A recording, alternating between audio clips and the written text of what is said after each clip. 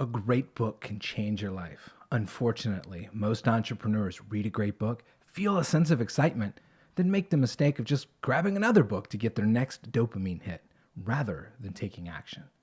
I'm your host, Jake Wiley. 15 years ago, a great book inspired me to invest in real estate, and it changed my entire life. I'm hoping you can take something from these conversations to do the same for you. If you're ready to launch that side hustle or new business, or even a passion project, join us as we sit down live with the authors and entrepreneurs we love to read and talk about taking action. Let's bring these books to life. Let us know you're out there. Post comments, questions, even better, actions you're going to take. Who knows? You might be famous when we bring those comments up live. Well, awesome, guys. Welcome to the inaugural Read with Entrepreneurs Book Club live.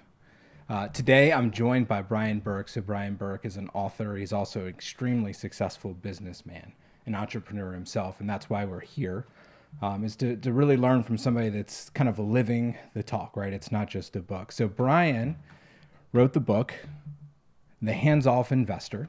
So it's an investor's guide to investing in passive real estate syndications. Brian, welcome to the show. Thanks for having me here. Great to be here.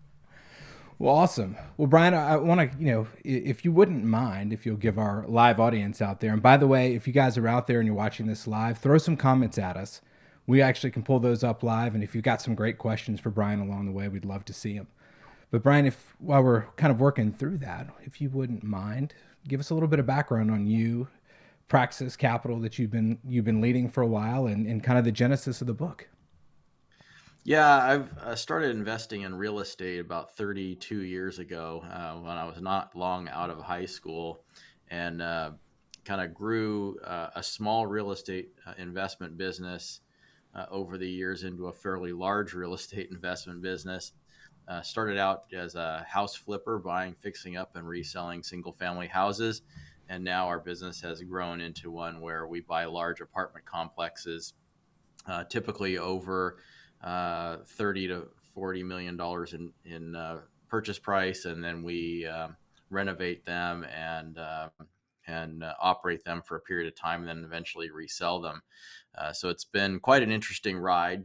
This business has been fueled almost entirely by capital contributed by individual investors who invest in various real estate opportunities, and that's given me an interesting insight into this behind the scenes investment strategy of investing in passive real estate syndications that a lot of people don't even know exists. And I felt that I needed to educate investors on the right ways to invest in these opportunities after I saw a friend of mine lose her entire life savings by making a bad investment in one of these deals. So I felt if I could just spare one person from that misery, then the effort would be worth it. So I wrote The Hands-Off Investor, which came out last year, and it's been pretty well received. So I'm pretty happy about that. Yeah, and what I really want to focus on and emphasize, really in the show in this conversation, is that we've got a group of entrepreneurs out there. And, like I mentioned in the intro, a lot of people, you pick up a book, you get really excited about it. And then the next thing you do is you just go get another book. And, what you did with yours is one, you've been through the trenches, you've seen what can happen, but you wrote a guide, right, of how to do this and how to do this safely and effectively. And I think that's great. And in terms of really some advice that you could give, our entrepreneurs or the folks that are out here looking to do something, how do you take this knowledge out of a book and how do you apply it? Like, what are some key tips?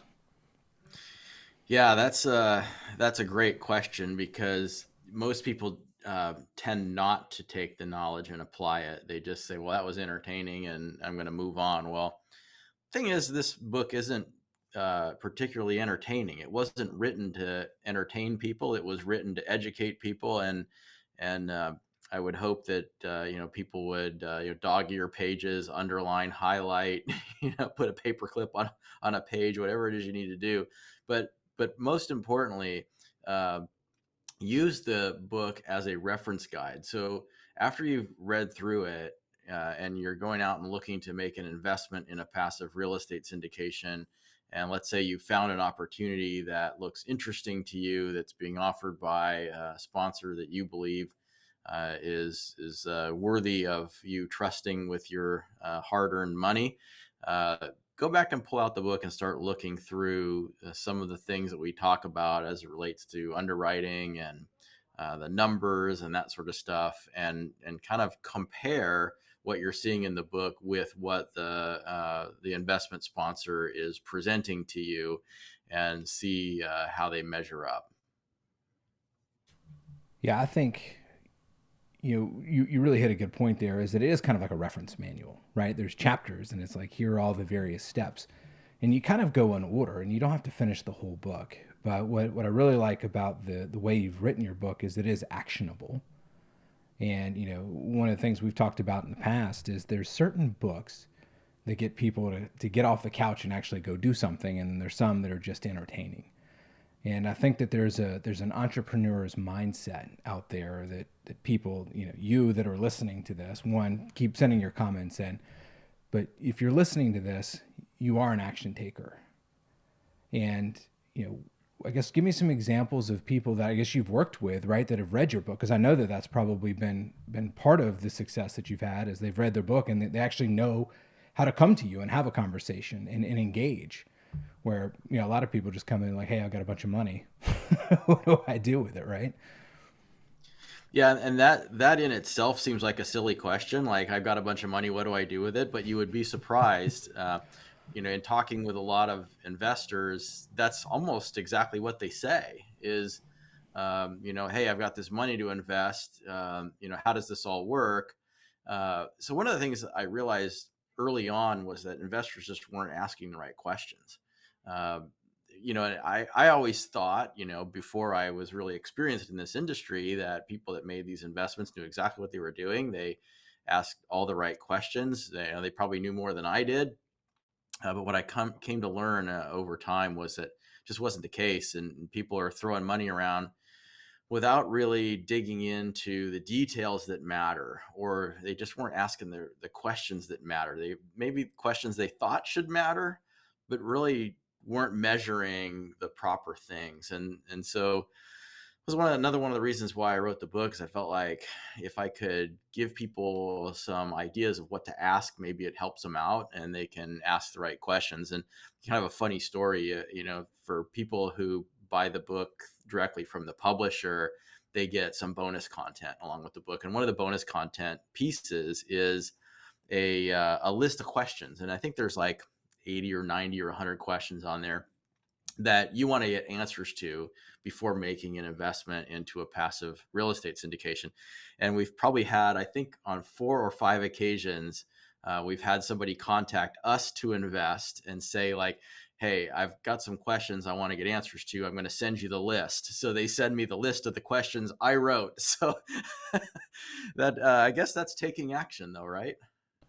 I love that, right? And one of the things I was actually going to ask you is, how often are people reaching out to you, from the book? Oh, I don't even have a count. It's multiple per day. My vice president of investor relations books every Tuesday, Wednesday, and Thursday, morning till late afternoon, back to back with phone calls with new investors that are coming to us. And many of them have read the book.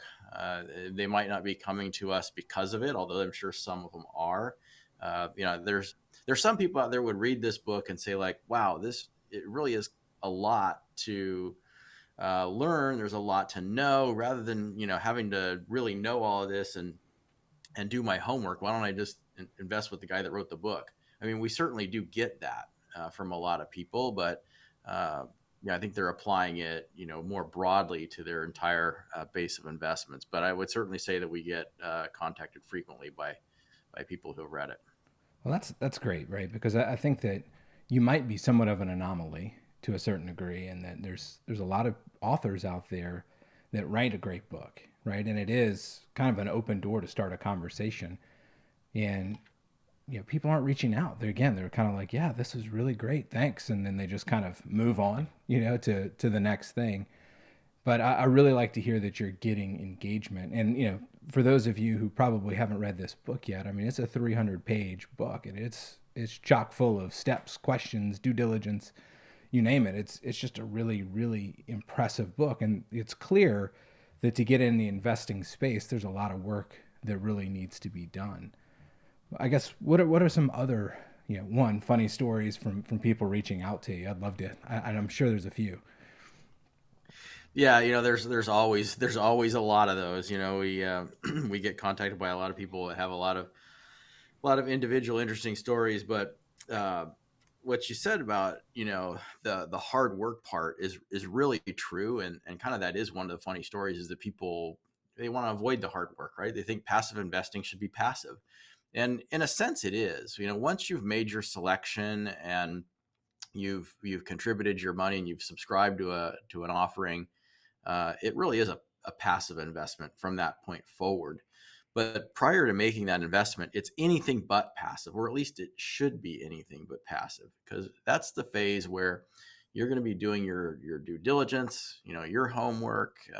You're going to be asking a lot of questions. You're going to be talking to a lot of real estate sponsors and operators and trying to make the decision on the best investment company to entrust your funds with. And that's anything but passive. And so, kind of back to the funny story thing, after I first wrote the book, somebody asked me why I wrote it. And I said, I think maybe it's just that I'm a glutton for punishment, because a lot of people will write a book that'll be very self-promoting, like, hey, if you want to make money in real estate, invest with me.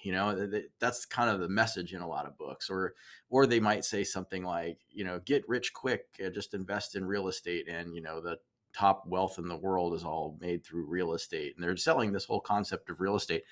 My book is anything but that. There's an interesting review on Amazon of the book that it was a negative review, and the reason the review was negative, it says it was because they said that the book was perhaps too critical of investing in passive real estate syndications, and that I should have maybe been, he says, after reading the book, I don't even want to invest in those.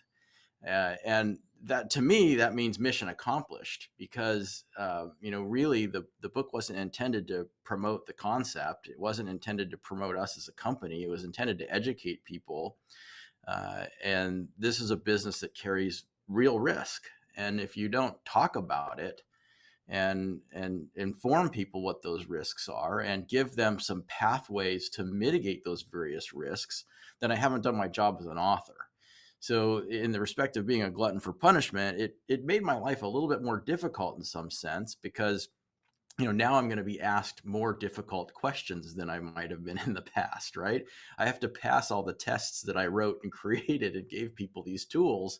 We have to live up to that. And I think as a whole, it probably elevates the entire industry. Yeah, and I think that, as an entrepreneur, what I really like is that you kind of wrote your business model here, right? And that's interesting in and of itself, is that you felt comfortable. It's like, well, hey, I can write my business model. I can put all the questions out there. I can give it away. And I have my own theories on like why you'd be willing to do that. One, because I think you had mentioned it's hard work, but you know, let's talk about that a little bit. How'd you feel comfortable basically giving your model away? Well, I really haven't given away, the trade secrets that give us a competitive advantage, and I can't give away the experience that we have that gives us a tremendous competitive advantage. Now, what I do talk about in the book is I talk about the importance of experience, the importance of um, length of time in the industry, the importance of a track record, the importance of delivering results for investors. Those are all real things that investors should be looking for. They also happen to be real things that we have. We've been doing this for a long time. We have a really good track record. We've performed very well for investors. We've certainly passed all those tests. Uh, that's not giving away anything to a potential competitor, because either they have that experience or they don't. And they can read about it in the book and see what experience maybe they need to have to measure up. and then they can go out and go earn that experience, and that's totally fine. More power to them. Again, that elevates the entire industry. It's easier for me uh, to, I don't want to say compete, but it's easier for me to survive in a climate where the other people in the industry that are doing the same thing I'm doing are doing it on an elevated level. They're honest. They're doing a good job. That actually makes things easier for me. What makes it difficult for me is when people are out there losing people's money, scamming people, and doing all that kind of stuff. Because then when investors come to me, they're like, "Well, how do I know that you're, not going to lose my money, or you're not going to scam me, or you're not one of these other guys that have been doing this stuff?" And that's what makes it difficult. I remember, like, what was it, about 15 years ago? The biggest question we get from every new investor that would call would be like, "Well, how do I know you're not the next Bernie Madoff?" Because when something like that happens and somebody takes somebody for a lot of money, or a lot of somebody's for a lot of money, it's on everybody's mind, and they wonder, like, how can I prevent that from happening to me? Uh, so when people do a better job in this industry, it actually helps everyone else. Yeah, you talk about experience, right? And I think that like and we talk about buying something or it being easy. I think the parallel for all of us entrepreneurs out there is that there are great guides and books and information that you can glean, but it's still hard work, right? You have to be in the trenches. You have to be willing to commit. There is no done for you. I mean, there are people out there, like you said, there are these like done for you models, and there's fly by night enterprises that are just winging it. But you have years of experience behind you, right? And you can share that. And again, that's like not really the trade secret, but that is your secret sauce, is that nobody can take that away from you, even though you've given the diligence. And I think everybody that reads a book should think really hard about the amount of time and effort and commitment it's going to take to kind of see it through. And that all these kind of you do this and you invest in this click funnel, and all of a sudden your marketing problems are solved, and all of this. But like behind the scenes, you still got to have some sort of core, and that's the essence of who you are as an entrepreneur and what you're committed to. And I think that that's what's so important about taking the book, taking the information that you've given, and it's right there for the taking, and then you got to go do something with it. So I guess what advice would you have for entrepreneurs that are getting started? They're trying to take their side hustle and make it their main thing. Well, the first thing is that everybody wants to take the easy route. So and that goes for both sides of the transaction. So in the case of passive real estate syndications, an investment sponsor wants to take the easy route of going from "I've never done a deal" to "I want to buy $100 million property with investor money." That's the easy route they're looking to take. And investors want to take the easy route of like, "Hey, I've got 100 grand to invest. I don't want to do hours and hours of homework on a potential partner in this business. I just want to give my money to somebody and have them give me a return." So everybody wants that easy route, but there really isn't one. So if the would be entrepreneur wants to take the easy route, which frequently they do, a couple things will happen. Either one, they never get anywhere, and this is evidenced by people that go to like boot camps and stuff like that. They spend a lot of money on this educational program or boot camp. They do nothing with it. It goes nowhere. Probably 1, 2, 3% of the students in those classes really make much of it. And it's not because the content isn't good. It's because nobody wants to do what the content says you got to go do. But so they either do nothing with it, or they go out and they fail, and they fail in part because they're aiming too high. And kind of my analogy for that is, if you're standing on the ground and you want to get up on the roof, there's two ways to get there. You can stand on the ground and jump up onto the roof, or you can climb a ladder onto the roof. And most people want to just jump up. They want to go straight from the ground to the roof and be done, right? But when you attempt to do that, you're probably going to miss, and you're probably going to fall. And when you fall, you'll probably break your leg, or you might even break someone else's leg, right? But if you climb the ladder, you're going to get there. It's going to take you a couple seconds to climb up, but you're going to get there. And it's the same thing in business, is that people say like, "Well, I don't want to, start out flipping a house. I want to buy a 100-unit apartment building." Well, maybe you should start out flipping a house. Do whatever it is that you got to do to start building a track record, gaining experience, climb your way up the ladder. Get more progressive responsibility and progressively larger results. And ultimately, you'll get to where you're aiming to get to, but people don't want to take that route. They just want to go straight there. So that's kind of that's probably the biggest problem facing most entrepreneurs, is trying to aim a little too high and setting the wrong expectation for how they're going to get there. Well, Brian, I have the benefit of knowing you from the past, but when we think about maybe there's like a tipping point, right? You didn't start off as a successful apartment syndicator in multifamily. Like there was a path. How long, what was the grind for you? And then like, how long did that take? And then maybe what was the tipping point? And then kind of, share some of like the exponential results that I think kind of this, jumping from the ground to the roof. Maybe you're on the first floor and you get to go straight to the roof. But let's talk about that for a second. I think that'll be interesting. Yeah, when I started out, I started out as a very small time, a house flipper, buying one house and fixing it up and reselling it, and I don't even think I made any money on it. And then, did it again, and then did it again, and I was working a full-time job at the time and trying to work my way up in that job at the same time.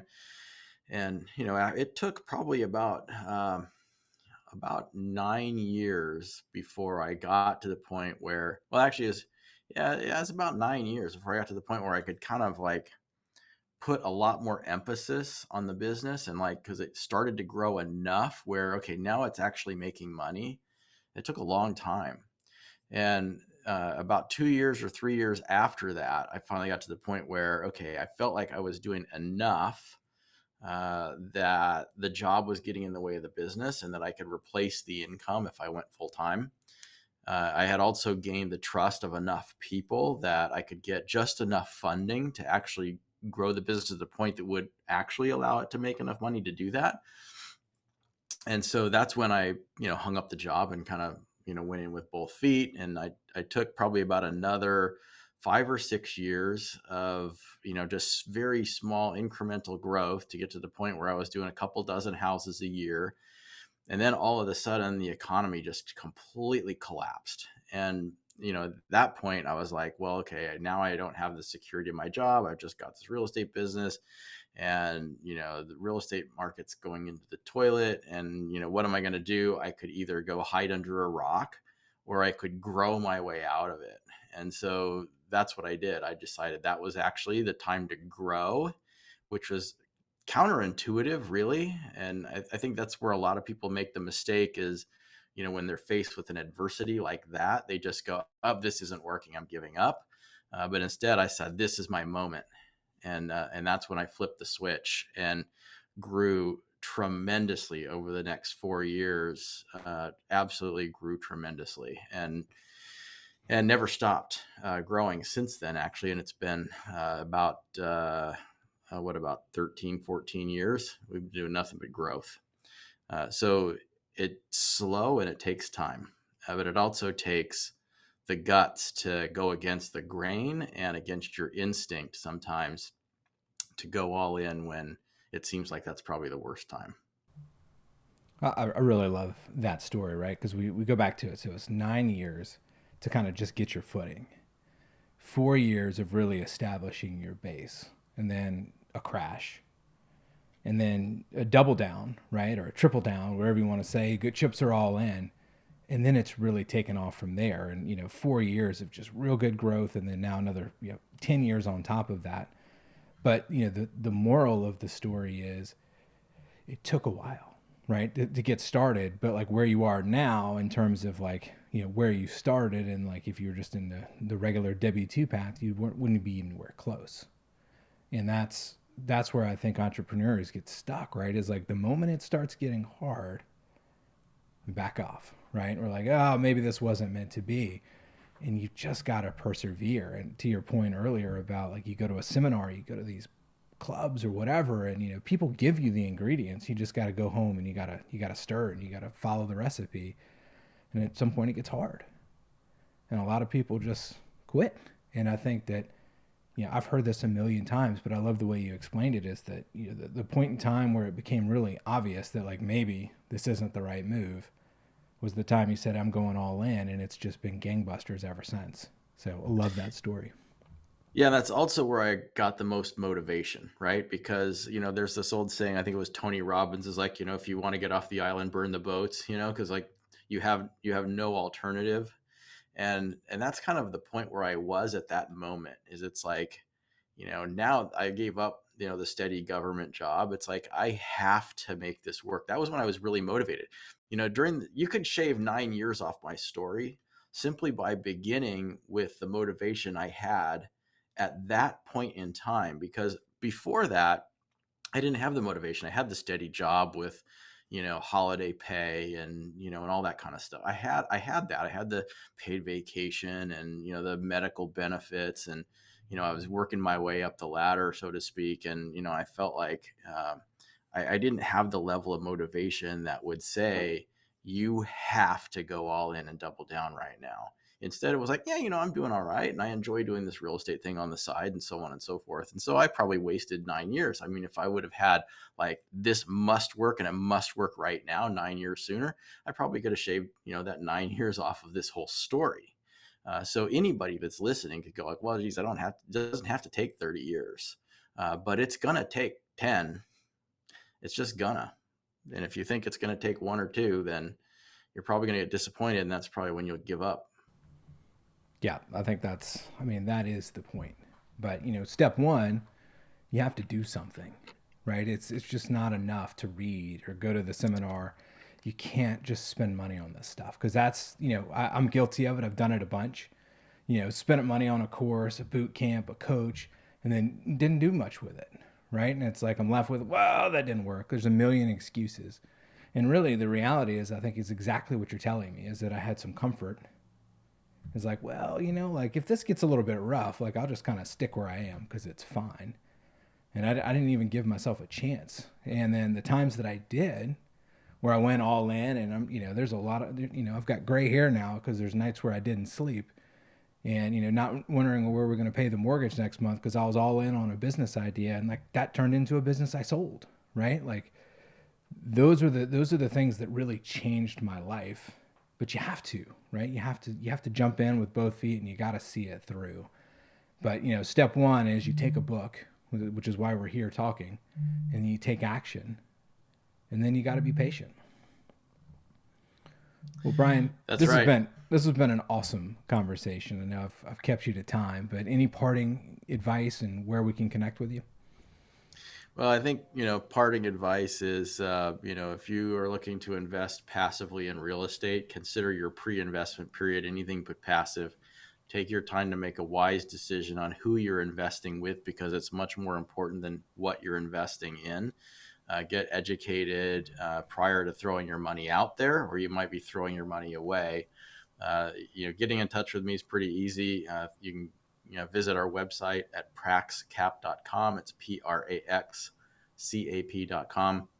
You can check out the book. It's available on Amazon, or you can get it direct from the publisher and get the bonus content if you order it at biggerpockets.com/syndication book.